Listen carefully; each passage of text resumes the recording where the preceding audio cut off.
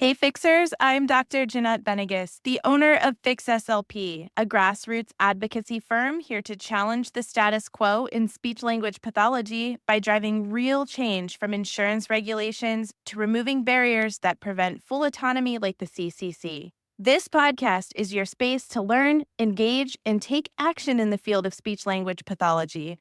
We don't wait for change, we make it, so let's fix SLP.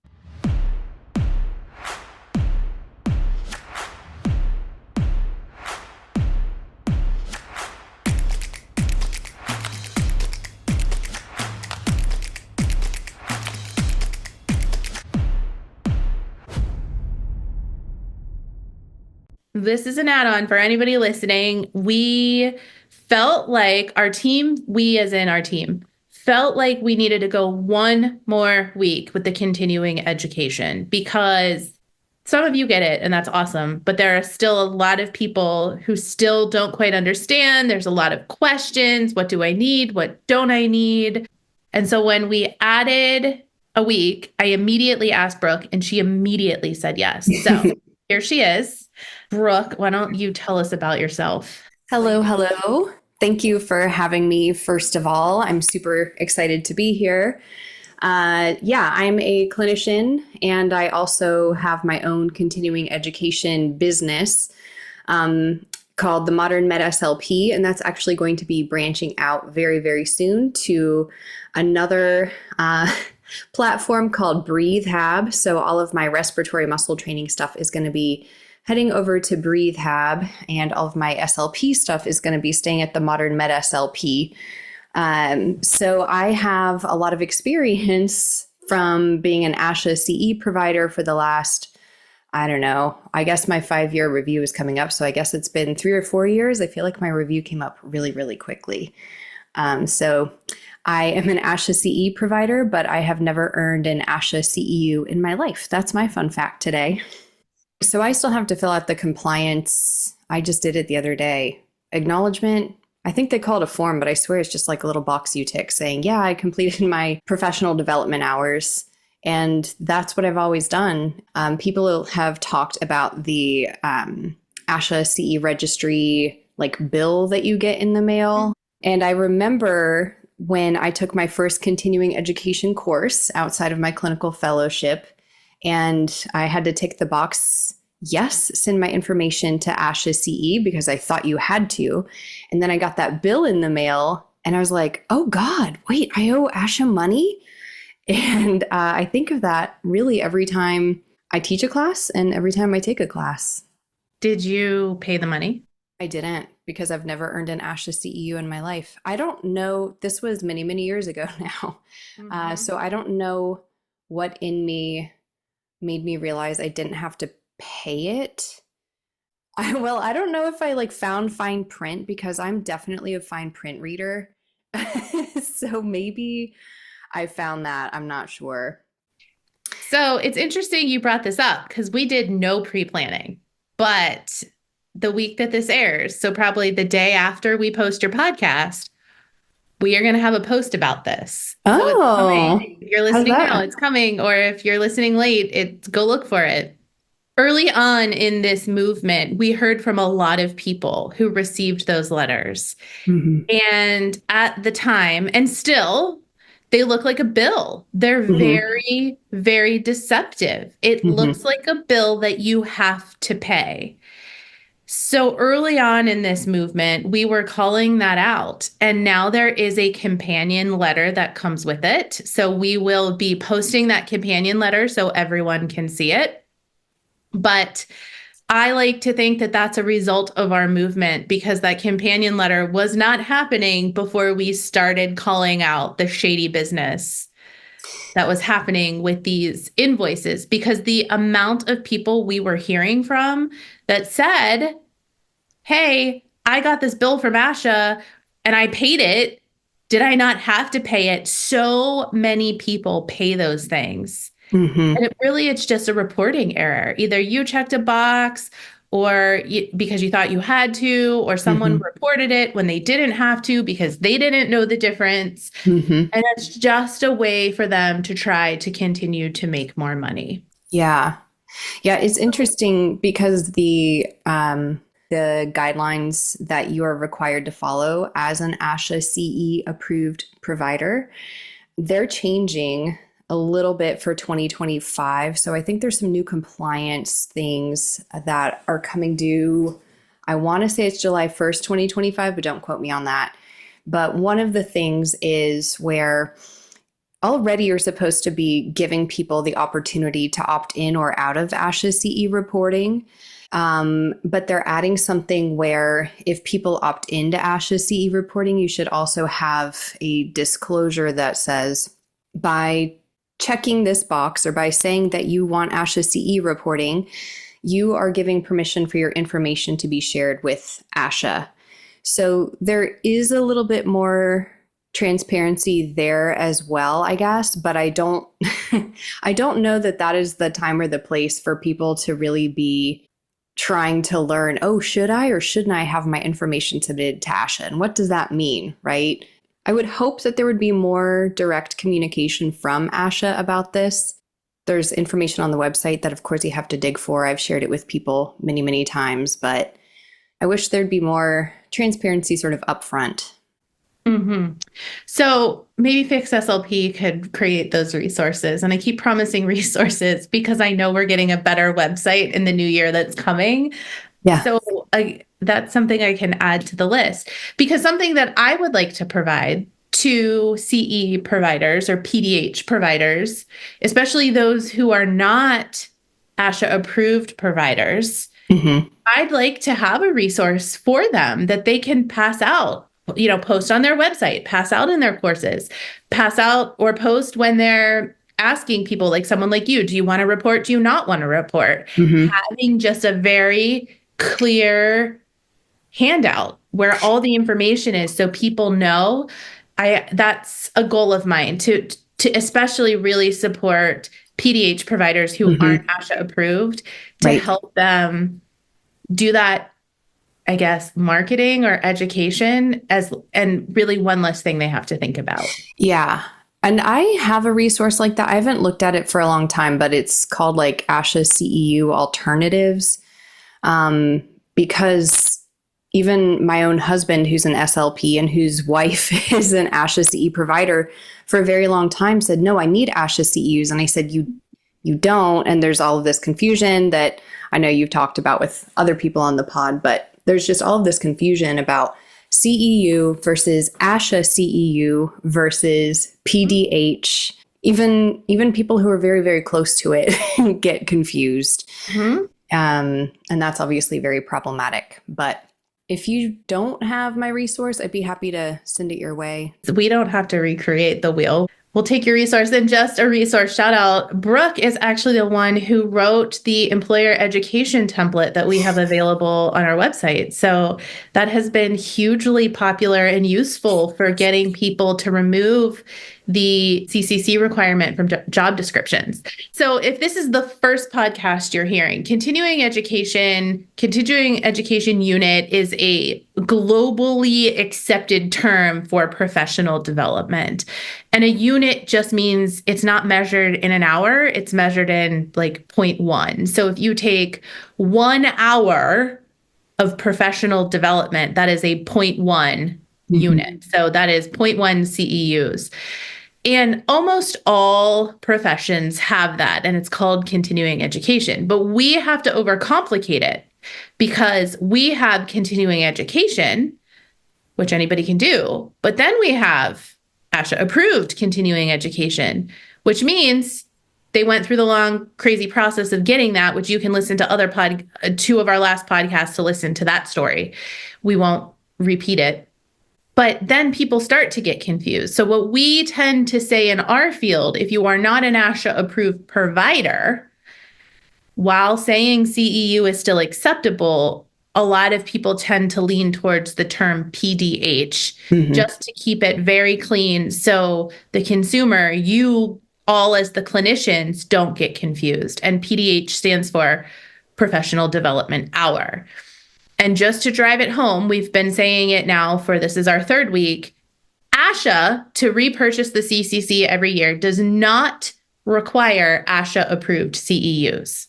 That is something that is required by some of the states. Again, if you listen to the podcast with Lindsay Hochul from Rock the R, we talk a little bit about how she's in Texas, and Texas requires either ASHA approved CEUs or Texas approved CEUs. You guys, this is a money-making scheme. This is a money-making scheme because there is no oversight in terms of quality for these things, except for maybe the inclusion of 5 citations when you're submitting the course. Right. And the oversight thing is interesting. I think it's interesting because there are ASHA CE approved courses, right? And that's how you earn ASHA CEUs, by also paying for the registry, which the CE provider also has to pay for the honor of offering a course that is approved for ASHA CEUs. But the oversight there, or the regulations, you've already talked about them, and there's not a whole lot. Like you said, there's maybe going to be this new thing with something like 5 references. But then at the same time, as I was listening to that pod, I was thinking, how would regulation even work, or how would oversight of this even work? Because who knows more about the topic I'm teaching than I do? Is there someone at ASHA who knows more about respiratory muscle training, for example, than I do, or about acute care than I do? Is there someone who has more clinical experience that's current and who understands and knows the literature intimately like I do? And I'm going to guess probably not. I don't want to say 100% that's not the case, but that's my guess. So then who is going to be reviewing what I submit and deciding if it's quality, whether that would be ASHA or anybody else? So the oversight thing is a little bit tricky to me, because if we're saying that something is approved, then there's sort of this assumption that there is an oversight, or there is this vetting process that's a little bit more rigorous than it currently is. But then do we really want a whole lot more regulation and oversight in that way? No. Yeah. My call to action is, let's get everyone accepting professional development hours. Yes. Period.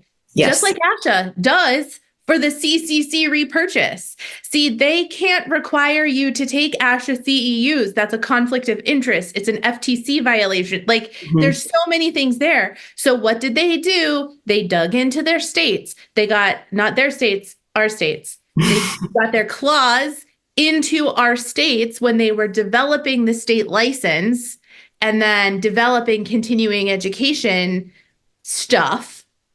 Oh, let us help you. Let us help you include us, is what happened. So while they can't require their CEUs, your state certainly can. And that's how this came about. So we need to be going to our state licensing boards and asking them, not just writing a letter, but actually presenting a good case. I think in the last episode, I gave a pediatric example. So this time I will give an adult medical example. Taking a CEU from a pulmonary doctor. If you treat swallowing, attending a pulmonary conference, or like me, I do scoping, or if you're a voice person, attending an ENT conference or an ENT course to help you learn information that hasn't yet been brought to our field. Here's another example. I'm a dementia person. I have been following someone's research, and I'm not going to put this out who or what, because I want to bring it to our field. It was on my 5-year list, and now it's on my 20-year list because I'm fixing SLP. But he is literally reversing MOCA scores. The only researcher in the world who's doing it. If this continues, he will likely win the Nobel Peace Prize someday. I am all in on his research. Why can't I go take a course from him? And actually in Ohio, I can.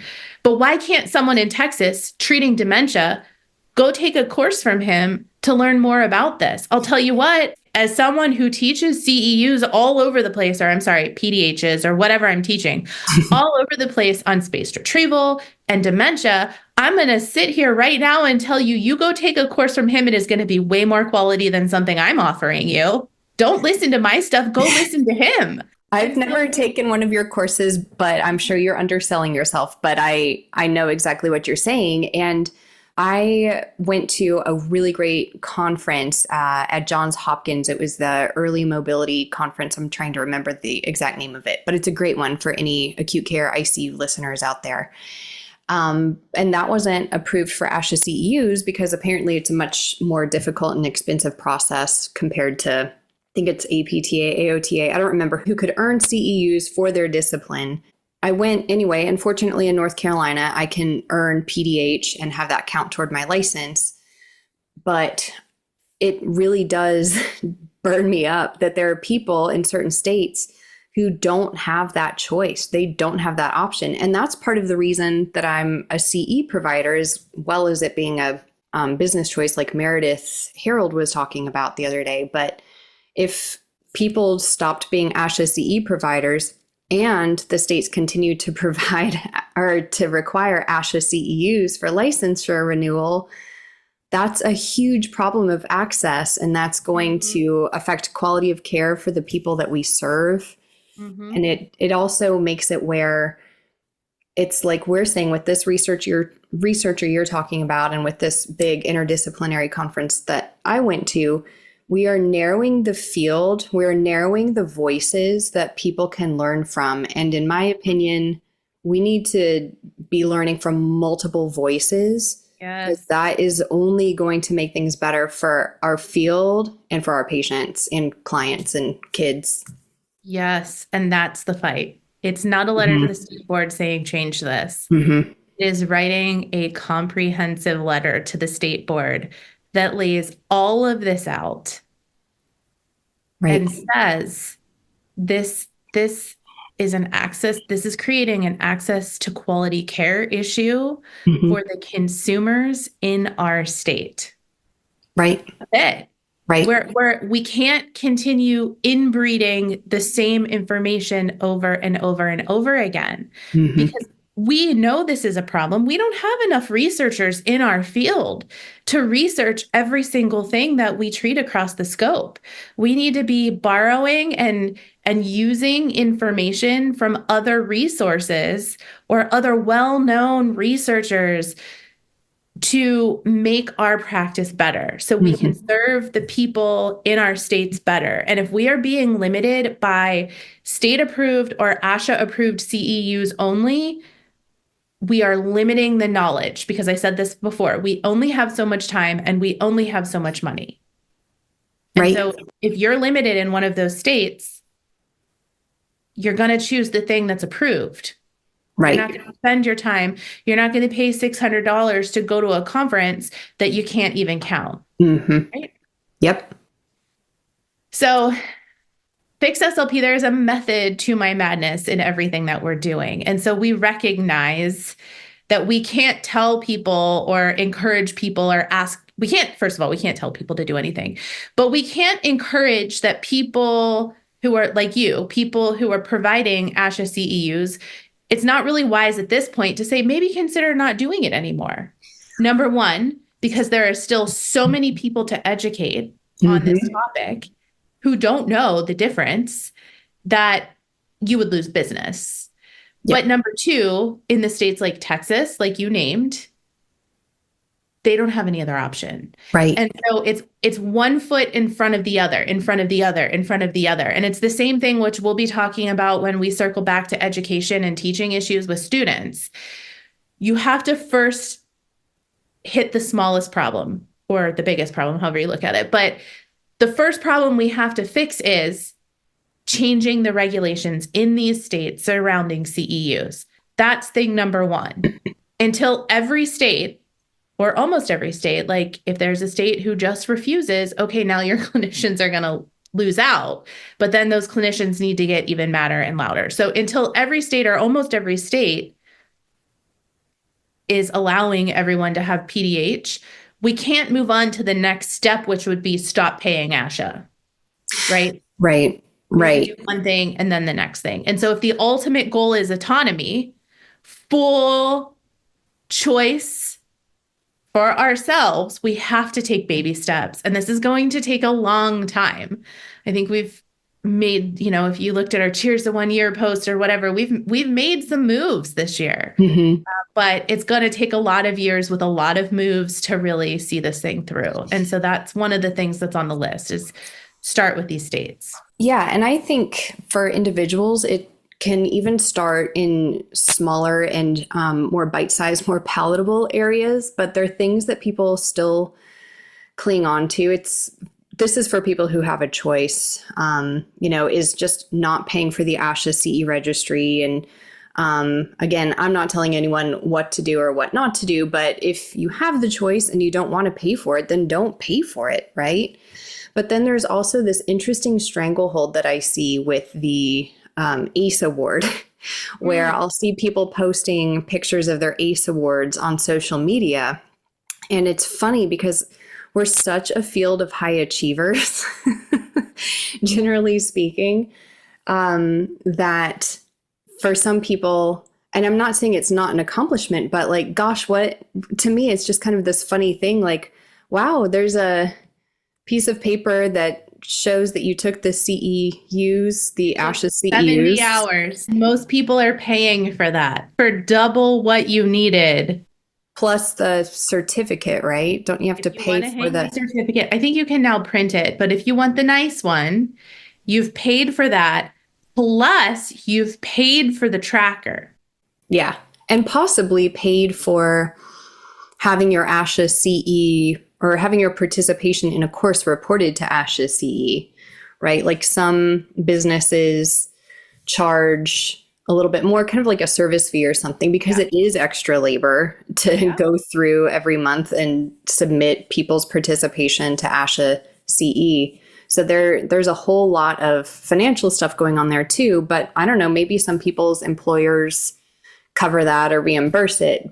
It's an interesting thing where like we have some of these choices, right? Do we really need this piece of paper hanging on our whiteboard in our office or at work that says that we took a whole bunch of continuing education, right? That one is just fascinating to me. That's something that's a topic for another day, I think. I won't go too far down that rabbit hole. I'll pull myself out of it. Disclosure, I am a 3-time ACE Award winner. But here's the thing. The first time I got it, I was like, what is this? I had no idea. The second time I got it, I was like, what is this? And so I finally looked it up and saw. But when I've earned those things, it's because I was in academia and I had an employer who paid not only my ASHA dues, but paid for me to be in a SIG, which you can get CEUs for, and paid for me to have the registry, and paid for me to go to conferences. And then when I teach somewhere, like if I've been invited all over the place, I've talked in many states, every time I give a talk, I can have those reported. And I've not paid a dime. I'm getting paid to be there sometimes, right? Yeah. And then when I teach, certain platforms like the STEP platform will open up their platform to the educator. So I take free stuff, that's free to me during that time. I'm an educator on Northern Speech Services. They have an amazing program where anytime I want to take a course, I just call and say, I'm an educator. Will you add this to my cart? I got MBS IMP training for free. I'm a Northern Speech Services educator. So, I paid for your course, but I think your course is the first course I've paid for in years. Well, don't forget, I gave you a few free courses for the educator thing. I think they just kind of fell by the wayside. You did? Yeah. Did I take them? I don't think you did. Let's circle back to that. But yeah, I went to Brooke's live course, not because we're friends, but because I wanted education and respiratory training, because I use that kind of treatment in my therapies and had never been formally trained. I was either calling her or making it up as I went, which isn't ethical. So I just wanted to make sure I was on track, which I was. But so anyway, I've continuously gotten this thing, not on purpose, just because I was doing my job and trying, as a professor, you should be keeping up with the research and going to the talks. And And But so also, I would argue that that's true for clinicians too. And I think this shows a little bit more of the dichotomy in our field of what some employers promote because of the culture and finances, and what some employers say, well, if you want to go to that conference, that's on you. I even worked for an employer once who wouldn't renew LSVT lab certification for $40. And it only benefited them because I was seeing patients for them. So I let it lapse. But I'm just saying there's some extreme here with access to different things depending on where you're working and what, even from hospital to hospital or school district to school district or university to university. And then, of course, across that whole span, there's a whole host of access issues.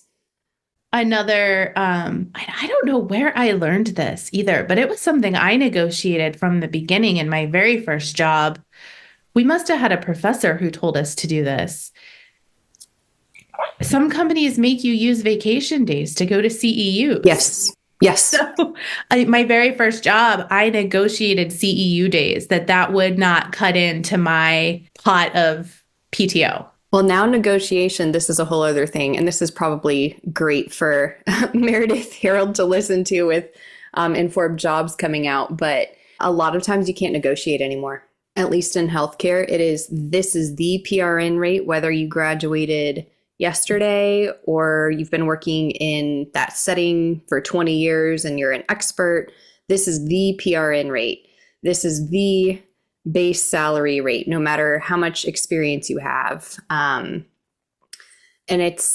you can't negotiate PTO. You can't negotiate stuff. So as much as people try, that room for negotiation, and I've been working for 15 years as an SLP, so I've seen it in our field, that room for negotiation has all but disappeared. And it's really, really wild.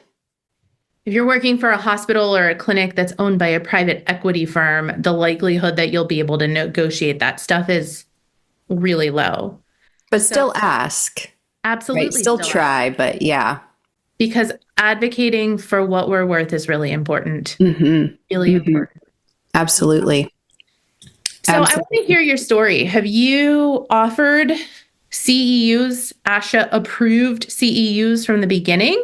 Or did you start out as a PDH provider and then make the decision to get approved? So I am an accidental instructor. And I got pulled into this by very supportive people at the very beginning who said, oh, you should teach, and ended up doing the cooperative offering for ASHA CE stuff. So I have been either doing the cooperative offering thing from the get-go, and then when I went into my own business thing, because I had been doing so much for the ASHA CE reporting and I was fairly familiar with the process, thanks to those people, that it was like not financially worth doing the cooperative offering anymore, because that's like 400 something bucks. Just for our listeners, cooperative offering is when you're offering your course through someone else's company in a cooperative way.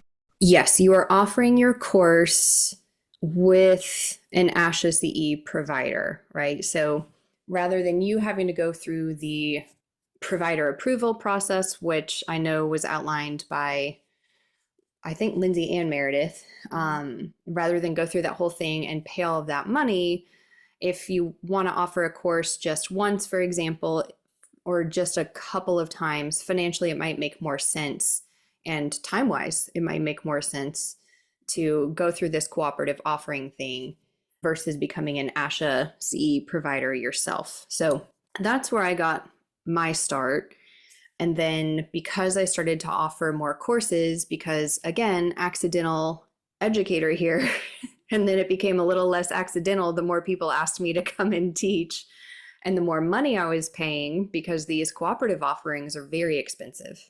So I was just paying, I don't know how many dollars a year, but it finally was like, well, people want these ASHA CEUs. Some people need these ASHA CEUs. Of course, I didn't have nearly the understanding that I do today, thanks to Fix SLP, but I said, and business wise, if people demand it and expect it, then this is something that I need to do. And I need to find ways to save money versus doing $400 or whatever it was for every cooperative course that I put on. So it gave me the freedom to offer these ASHA CEUs that people want and or need, while also giving me the freedom to teach more things because I love teaching and I want, if I could put my brain out into my website, I would have like a billion courses. So it's good that I don't, but it does give a little bit of freedom in that sense, but that is only there because people think they need ASHA CEUs, or people really want ASHA CEUs for the ACE award, or because the registry is convenient, or because they actually do need them in, it sounds like maybe just a couple of states. So I just want to clarify, when you said it gives you freedom to teach more, teach whatever you want, I want people to understand that Brooke has the freedom as an educator to teach whatever she wants and put whatever she wants on her website and sell that product however she wishes to sell that product as an educator, as someone who cares very much about niche topics that she has become an expert on. She has that freedom.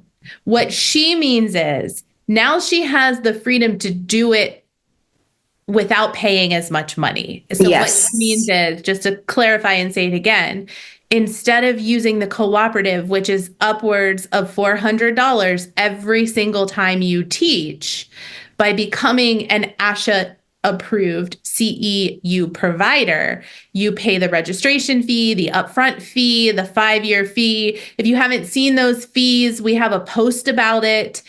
Those are the fees. And then under those fees, you can teach as many courses as you want. Yes. Whatever modality you want. Yes. So it's more expensive than just PDH, but it's less expensive than doing a bunch of cooperative courses. Correct.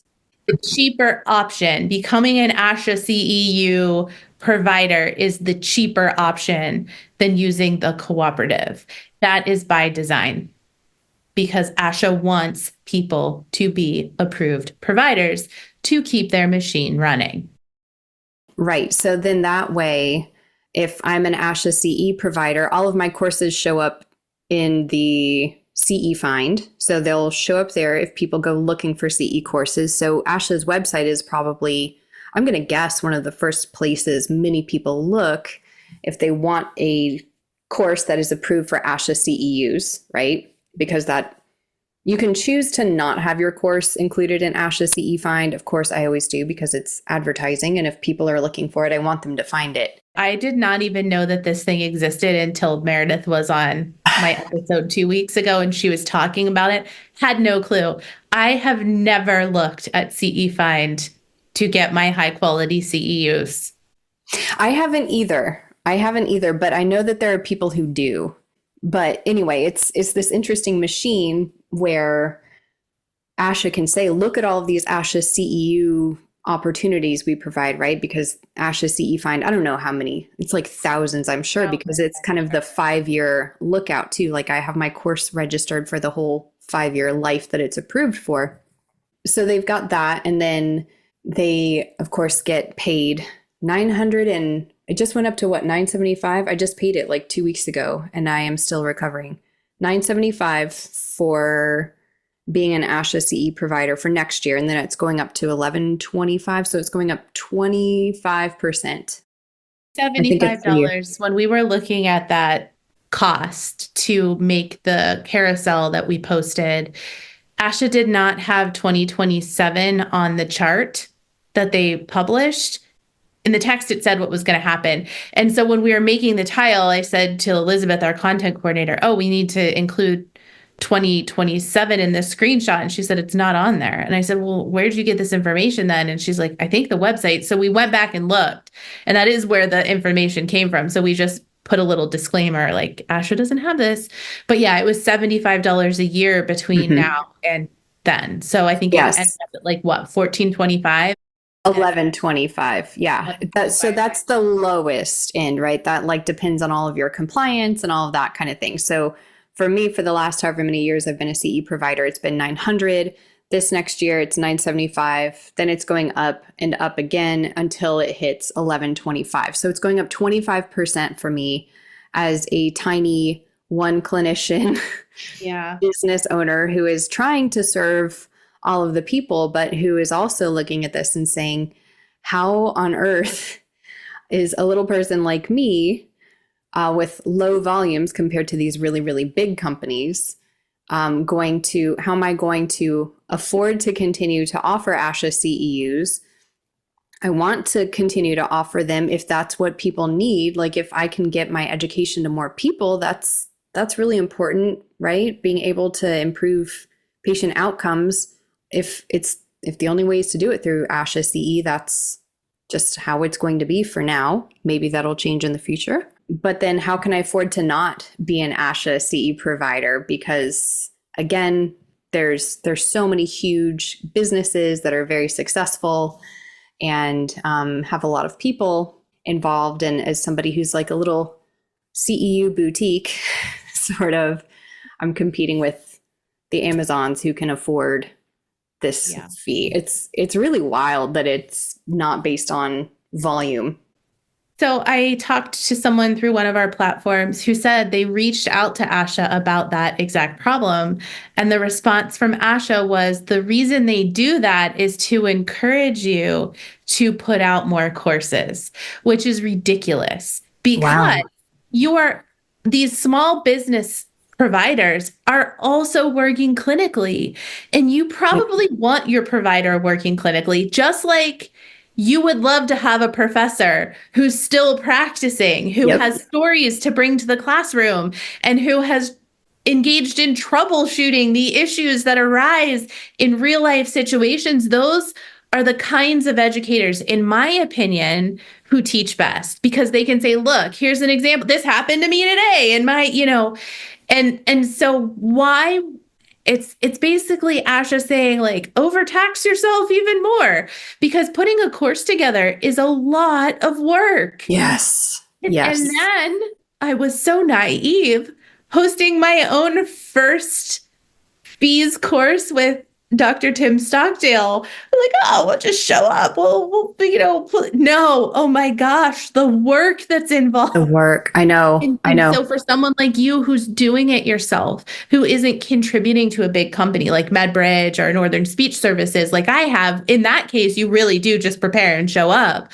But as a provider, you have so much more to do. Mm-hmm. That cuts into your family time and your personal time and your self-care time and your work. What's that? Yeah, I know. I was telling Brooke before we started recording, I had some self-care yesterday and ended up with a bruise in the middle of my and done self-caring. That's just wild. It's just wild.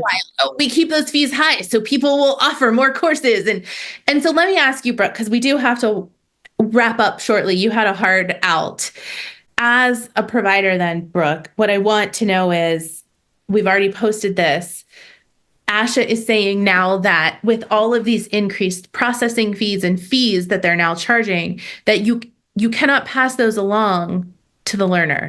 Yes, they strongly discourage it. Yes. You're supposed to be absorbing that cost. Mm-hmm. So as a singular small business CEU provider who is engaging in the system already and figuring out how to barely make it work, what are your thoughts on that statement? Well, I have some complicated thoughts about that statement because I'm also a clinician who has not gotten any sort of pay increase in a very long time, right? So I have that perspective, and I feel like the folks who take my courses are probably in a similar boat, right? So there's this tension of not wanting to pass on these fees to people who are just like me, but also acknowledging that it does take me extra time. It does cost me extra money in order to provide ASHA CEU courses, in order to report to ASHA. I have to make separate spreadsheets. Like it is a whole lot of work. So I I've been trying this year to have just a very nominal charge to help offset some of the cost just of my time for reporting to ASHA CE.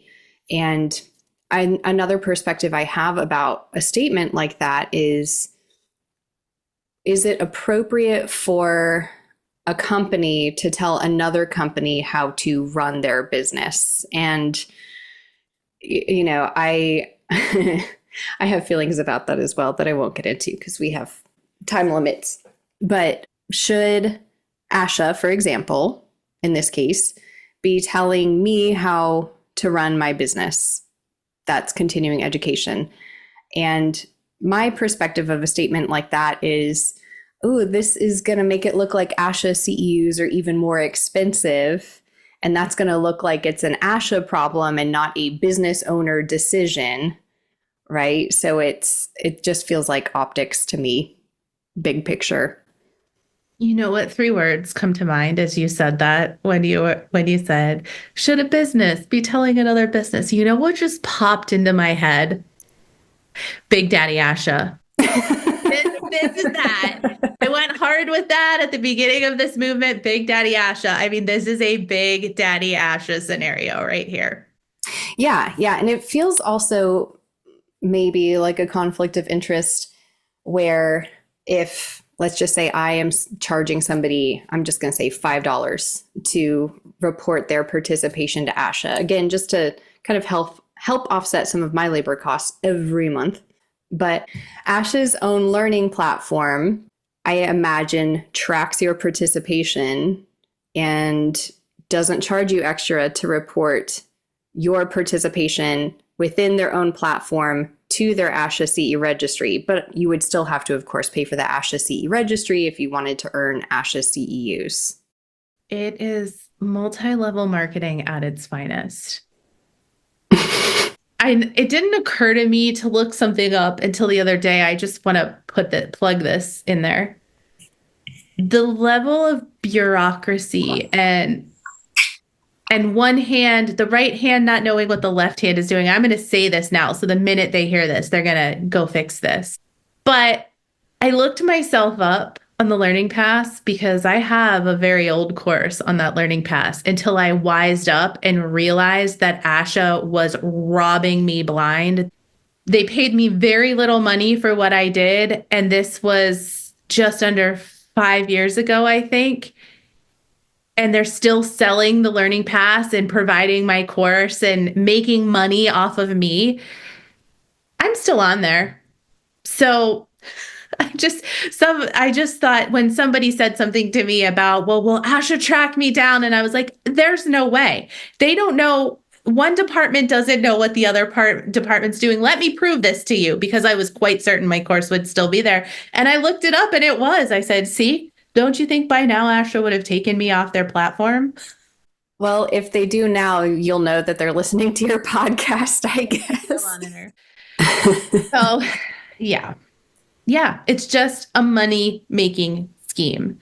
Right. And businesses are set up to make money, but this just feels very... Layer on there layer are multiple levels. Yes, multiple levels. CEU requirements for the CCC are really only 20 years old. You mean the PDH requirements for the CCC? Any continuing education requirement, any continuing education at all was not required until the early 2000s.